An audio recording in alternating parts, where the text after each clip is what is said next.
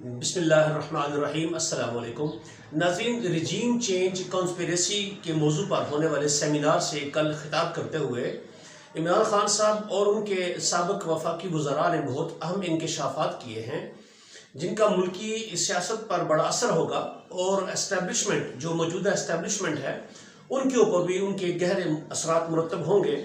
वो इसलिए कि उन सारे निकात जो सारे पॉइंट आउट किए इस कॉन्फ्रेंस में, ये जो सेमिनार हो रहा था, वो इस मौजूदा सियासी सूरत हाल के ऐन मुताबिक थे और इसी सूरत हाल के बारे में उन्होंने बयान किया।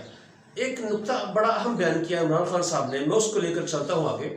उन्होंने कहा कि लाहौर में या पूरे पंजाब में जो ज़िमनी इंतखाबात हो रहे हैं उसमें मुनस्सब धांधली का मनसूबा बनाया है इस गवर्नमेंट ने। नाज़रीन, पहले भी मैं इससे पिछली जो वीलॉग था उसमें भी मैंने बयान किया था कि किस तरह से धांधली का मनसूबा बनाया है इस गवर्नमेंट ने, और वैसे भी मीडिया पर आप सुन रहे होंगे। लेकिन एक चीज़ का उन्होंने इजाफा किया इसमें। यूट्यूबर्स और सोशल मीडिया पर लोग डरते हैं इस बात करने से।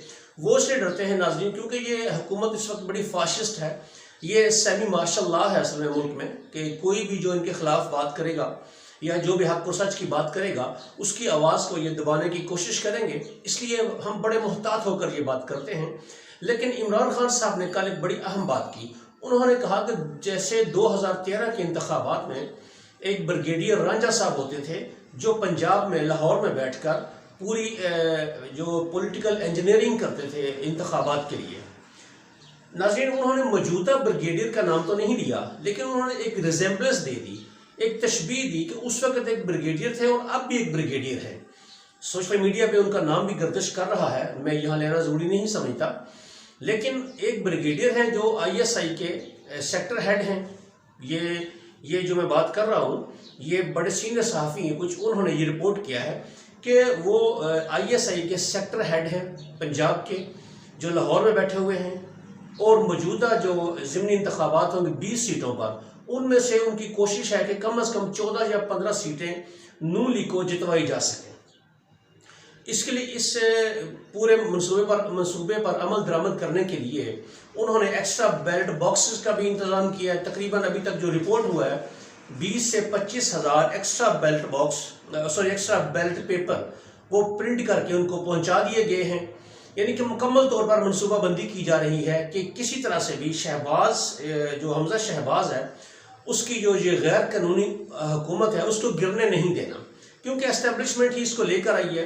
एस्टेब्लिशमेंट और अदलिया के गठजोड़ से ही ये हुकूमत अभी तक कायम है और ये गैर कानूनी तौर पर कायम है। क्योंकि नाज़रीन देखें, जिन वोटों पर ये हुकूमत बनी थी वो PTI के सारे लोटे थे और उन लोटों को सुप्रीम कोर्ट डिसीट कर चुकी है और वाज़ेह तौर पर सुप्रीम कोर्ट कह चुकी है कि उनके वोट तस्वर नहीं होंगे, उनके वोट काउंट नहीं होंगे।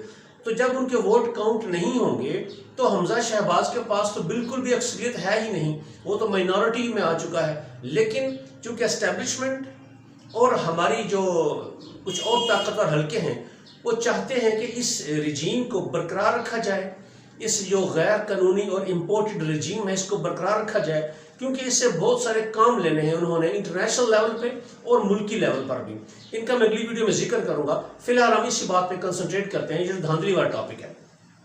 तो नाज़रीन, जो सर्वे करवाया गया है इस ज़िमनी इंतखाबात की 20 सीटों पर, उसमें ये बात बड़े वाज़ेह तौर पर सामने आ चुकी है कि 19 सीटों पर तो नून लीग का कहीं दूर दूर तक नामो निशान भी नहीं कि ये सीटें जीत सके। बड़ा क्लीन स्वीप करने जा रही है तहरीक इंसाफ और पूरी अवाम उनके साथ खड़ी है। और आप देख लें, सोशल मीडिया देख लें, प्रिंट मीडिया देख लें, इलेक्ट्रॉनिक मीडिया देख लें, ये जो लोटे हैं जिनको टिकट दिए हैं नून लीग ने, ये अपने हलकों में निकलने के काबिल नहीं है। वहाँ पे ये कंपेन नहीं चला सक रहे हैं, अवाम इनको बड़ा शर्मिंदा कर रही है, अवाम इनको जूते मार रही है। तो ये कैसे जीत सकते हैं? लेकिन एक मनसूबाबंदी की गई है। नाज़रीन, इसके जो असरात हैं ना वो बहुत गहरे होंगे अगर इन्होंने मनसूबाबंदी की और अगर इन्होंने धांधली के ज़रिए इन ज़िमनी इंतखाबात में नून लीग को अक्सरियत दिलाने की कोशिश की। इमरान खान ने भी इसका वाज़ेह तौर पर इनको वार्निंग दी है कि ऐसा करने से मुल्क में अफरा तफरी फैल जाएगी। नाज़रीन, मैं थोड़ी सी एक आपको माजी की मिसाल देता चलूँ कि जब माजी में धांधली की गई और अक्सरियती जमात जो थी جو عوام کی مقبول ترین جماعت تھی، جب اس کو الیکشن سے یا طاقت سے باہر رکھا گیا تو نتیجہ کیا نکلا؟ ناظرین، بنگلہ دیش کا نام تو سنا ہے آپ نے، وہ پہلے پاکستان کا حصہ تھا، وہ مشرقی پاکستان تھا، اور جو موجودہ ہمارا وطن ہے یہ مغربی پاکستان کہلاتا تھا۔ 1971 میں جب یہ انتخابات ہوئے تھے، جب یہ بنگلہ دیش الگ ہوا، اس سال جب انتخابات ہوئے ناظرین، تو دو جماعتیں تھیں اس وقت۔ ایک تھی عوامی لیگ جس کو شیخ مجیب الرحمان لیڈ کر رہے تھے، اور دوسری تھی پاکستان پیپلز پارٹی جس سے ذوالفقار علی بھٹو لیڈ کر رہے تھے۔ جب انتخابات ہوئے تو جو مشرقی پاکستان تھا اور مغربی پاکستان، دونوں میں شیخ مجیب الرحمان کی عوامی لیگ نے 150 سے زائد نشستیں حاصل کی، جبکہ ذوالفقار علی بھٹو صاحب کی جو جماعت تھی پیپلز پارٹی، اس کو اس مغربی پاکستان میں صرف میرا خیال ہے 50 یا 60 نشستیں ملی تھی۔ تو اکثر یعنی کہ تاریخ اگر آپ پڑھ کے دیکھیں تقریباً ہاف سیٹیں تھیں، اگر ان کی 150 پلس تھی تو ان کی 70 ہوں گی، یہ ریشو تھی۔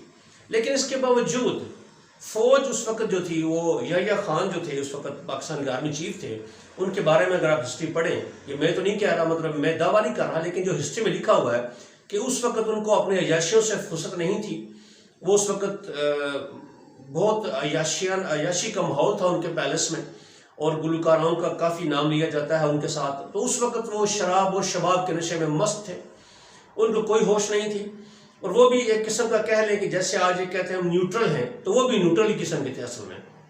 تو ملک کا بھی دیکھیں کیا حال ہوا کہ اکثریتی جماعت کو ذوالفقار علی بھٹو نے یہاں کی اسٹیبلشمنٹ کے ساتھ مل کر ریفیوز کر دیا کہ ہم آپ وہ اقتدار میں اس کو نہیں آنے دیں گے۔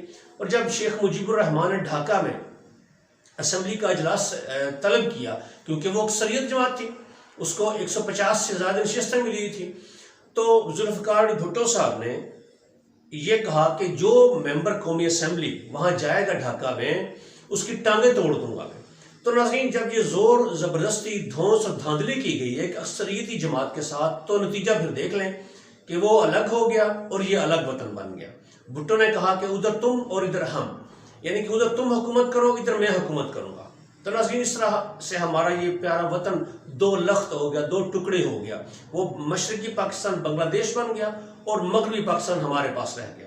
تو ناظرین، یہ نتیجہ نکلتا ہے جب آپ کسی عوامی رائے کو، عوام کو زبردستی دبانے کی کوشش کرتے ہیں، یا آپ ایک ایسی جماعت کو پاور سے باہر رکھنے کی کوشش کرتے ہیں جو عوام کی منتخب شدہ ہو اور عوام کی اکثریت ہو جس کے پاس۔ اب بھی ناظرین وہ ایک گندا کھیل کھیلا جا رہا ہے۔ فوج اسٹیبلشمنٹ جو ہے، اسٹیبلشمنٹ جس کو عمران خان صاحب نیوٹرل کہتے ہیں، میں بھی نیوٹرل کا نام استعمال کرتا ہوں، اب بھی نیوٹرل نے فیصلہ کر لیا ہے کہ پنجاب میں ایک اقلیتی جماعت جس کو عوام اتنی شدید نفرت کرتے ہیں، جس سے اس کو انہوں نے جتوانا ہے ضمنی انتخابات، یہ ان کا خیال ہے کہ وہ جتوا سکتے ہیں، اور پلاننگ کر رہے ہیں، ایکسٹرا بیلٹ پیپر چھاپ رہے ہیں۔ لیکن ناظرین، اس کا نتیجہ بہت خطرناک نکلے گا اگر انہوں نے ایسا کیا۔ گلی گلی محلے محلے میں لڑائیاں شروع ہو سکتی ہیں، عوام اٹھ کھڑے ہوں گے ان کے خلاف کہ ذرا سراسر یہ ننگی جارحیت کر رہے ہیں عوام کے خلاف۔ اور عوام ایسی پارٹی جس کو چاہتی ہے کہ وہ دوبارہ اقتدار میں آئے، اور عوام میں وہ مقبول ترین ہے، جو سروے کرایا گیا ہے اس کے مطابق بھی، لیکن پھر بھی اگر رزلٹ یا نتائج کو بدلی کیا گیا تو ناظرین اس کا بہت خطرناک نتیجہ نکل سکتا ہے۔ دوسری بات ناظرین جو اس سیمینار میں کی گئی وہ یہ تھی کہ جو سابق وفاقی وزیر خزانہ تھے شوکت عزیز صاحب، انہوں نے ایک بات کہی کہ انہوں نے بات تو بہت لمبی کی، لیکن میں ایک مختصر سا اس میں سے آپ کو بیان کرتا ہوں تاکہ بات واضح ہو جائے گی کہ اگر یہ امپورٹڈ حکومت رہتی ہے تو ہمیں ڈر ہے کہ پاکستان کا حال بھی موجودہ سری لنکا جیسا نہ ہو جائے۔ ناظرین، وہ بہت اہم وزیر تھے عمران خان صاحب کی کابینہ میں، جنہوں نے معیشت کو چلایا، اور سب جانتے ہیں، اب یہ بات ہمارے سامنے آ چکی ہے، اور موجودہ حکومت اس بات کو ایکسیپٹ کر چکی ہے کہ جو ماضی کی حکومت تھی پی ٹی آئی، اس نے معاشی طور پر ملک کو بہت مضبوط کیا تھا۔ زر مبادلہ کے ذخائر جو اسٹیٹ بینک کے ساتھ تھے اور جو دوسرے گورنمنٹ کے پاس تھے، وہ تقریباً 22 سے 23 ارب ڈالر تھے۔ گروتھ جو تھی ہماری G D P, gross domestic production جو ہوتی ہے ہماری، وہ تقریباً تھی 6%، جو جب سے پاکستان بنا ہے اس وقت سے لے کے اب تک کبھی اس لیول پر نہیں پہنچے۔ تو تاریخ ساز جی ڈی پی گروتھ تھی، 55 लाख नौकरियां, उसमें सरकारी, गैर सरकारी, प्राइवेट, नीम सरकारी सब इदारे मिला के 55 लाख नौकरियां क्रिएट की पाकिस्तान तहरीक इंसाफ की गवर्नमेंट ने। पेट्रोल की कीमतें देखें कहाँ थी। उसके बाद सेक्टर जो सनती सेक्टर था उसमें कितनी ग्रोथ हो रही थी, एक्सपोर्ट हमारी बढ़ रही थी। तो अब ये हुकूमत भी तस्लीम कर चुकी है कि उनके सारे जो इकोनॉमिकल रिफॉर्म्स थी बहुत बेहतरीन थी, और उनके पीछे थे वज़ीर ख़ज़ाना शौकत अजीज़ साहब, शौकत तरीन साहब। तो वो शौकत तरीन साहब ने कहा कि मुझे डर है कि अगर ये हुकूमत रही तो ये मुल्क श्रीलंका बन सकता है। नाज़रीन, श्रीलंका का हाल आप देख लें, वहाँ भी ऐसा ही हुआ था कि इदारों ने, वहाँ की जो एस्टेब्लिशमेंट थी उन इदारों ने एक फैमिली को बिठा दिया, सदर भी उनका, वज़ीर आज़म उसका भाई, सारे अहम ओहदे एक ही फैमिली को बांट दिए उन्होंने, और आखिरकार अवाम उनके खिलाफ उठ खड़ी हुई, बगावत हुई। अवाम ने वहाँ पे वज़रा के घरों को आग लगा दी, मतलब बहुत बुरी बगावत हुई वहाँ पे। और अब भी मुल्क डूब रहा है, उनका डिफ़ॉल्ट कर चुका है, फाइनेंशियली वो डिफ़ॉल्ट कर चुका है। तो ये बहुत ख़तरनाक बात है और हमारे लिए बहुत परेशान कुन बात है कि अगर यह इम्पोर्टेड हुकूमत रहती है तो हमारा मुल्क भी श्रीलंका न बन जाए। उन्होंने इस बात की दलील ये दी कि जब से यह हुकूमत आई है इन्होंने पाकिस्तान के मफाद के लिए एक भी काम नहीं किया, सारे अपने ही काम कर रहे हैं। नैब को ख़त्म किया इन्होंने, FIA को ख़त्म किया इन्होंने, अदलिया में मुदाखलत कर रहे हैं, सारे इदारों को इन्होंने पैरालाइज कर दिया है, अपने मतलब के अफसर वहाँ पे अपॉइंट कर रहे हैं, अपने केसेस को ख़त्म कर रहे हैं। जो उनके FIA में जो डायरेक्टर थे, 5 इंतहाई अहम लोगों की डेथ हो चुकी है। और ये बड़ी हैरानगी की बात है, ये 5 लोग वही थे जो कि शहबाज शरीफ और हमजा शहबाज के केसेस सुन रहे थे। बड़ी हैरानगी की बात है, इन्हीं के साथ ही ऐसा होता है, इन्हीं को ऐसी फैसिलिटीज़ मिलती हैं कि इनकी तहकीकात करने वाले 5 अफसर फौत हो चुके हैं। उसके अलावा नाज़रीन, उन्होंने शौकत तरीन साहब ने कहा कि इसलिए इनकी इंटेंशन ही ये नहीं है, मतलब इनका ये इरादा ही नहीं है कि इस मुल्क को हम बेहतर करें। इनका इरादा है सिर्फ अपनी करप्शन को छुपाएं, अपने केसेस को ख़त्म करें और साफ सुथरे हो सके, और अगले इलेक्शन की भी तैयारी करें धांधली के ज़रिए। इसलिए इन्होंने इलेक्ट्रॉनिक वोटिंग मशीन भी ख़त्म की और ओवरसीज़ के वोट को भी इन्होंने ख़त्म किया। तो नाज़रीन, ये बहुत अलार्मिंग सिचुएशन थी जो कल उन्होंने बयान की है, एक धांधली वाली, और ये दूसरी जो श्रीलंका के साथ उन्होंने मुमासलत की कि अगर ये रही तो ऐसा होगा। तो नाज़रीन, एस्टेब्लिशमेंट को भी उन्होंने खुलकर वहाँ पर कहा कि उन्होंने और वज़ीर आज़म इमरान खान साहब ने इस सारी सिचुएशन के बारे में जो अब हो रही है, इसके बारे में एस्टेब्लिशमेंट को, यानी कि न्यूट्रल को नाम लेकर कहा कि न्यूट्रल को हमने कहा था कि इस वक्त जो हमारे खिलाफ साजिश हो रही है इसको कंट्रोल करें, इसको ख़त्म करें, इस कंस्पिरेसी को। अगर ये कंस्पिरेसी कामयाब हो गई, हमारा मुल्क सियासी तौर पर डिस्टेबलाइज हो गया, तो हम मुआशी तौर पर बिल्कुल डूब जाएंगे, क्योंकि बड़ी मुश्किलों से हमने इस इकोनॉमी को सहारा दिया है, अवाम का एतमाद बहाल किया है, इन्वेस्टर का एतमाद बहाल किया है, बैरूनी ममालिक से फंडिंग में बेशुमार इजाफा हो चुका है। वो अवाम अब हम पे ट्रस्ट कर रही है और टैक्सेस भी पहले से ज़्यादा इकट्ठे हो रहे हैं। तो इस साजिश को जो हमारी हुकूमत को गिराने के लिए हो रही है, इसको कंट्रोल करें, लेकिन उनकी बात को नहीं सुना गया और आज नाजरीन रिजल्ट आपके सामने है।